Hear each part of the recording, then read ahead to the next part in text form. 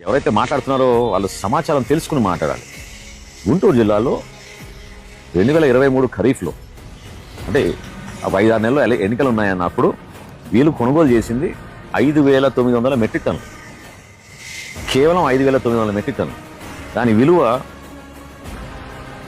13 కోట్ల రూపాయలు.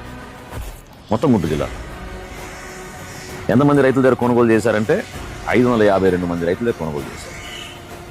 గత సంవత్సరం ఇదే ఖరీఫ్ మాసంలో 44,000 మెట్రిక్ టన్నులు ధాన్యం మనం కొనుగోలు చేసాం గుంటూరు జిల్లా. 44,000 మెట్రిక్ టన్నులు. 104 కోట్ల రూపాయలు రైతుల ఖాతాలో జమ చేసాం. ఎంతమంది రైతుల దగ్గర తీసుకున్నాం?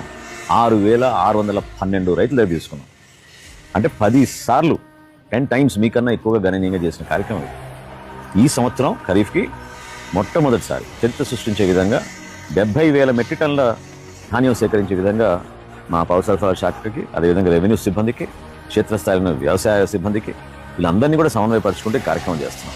నరేంద్ర మోడీ గారి సహకారంతో 51 లక్షల మెట్రిక్ టన్నుల ధాన్యం సేకరిస్తున్నాం మనం. ఇది ఒక రికార్డ్, ఎన్నడూ జరగలేదు.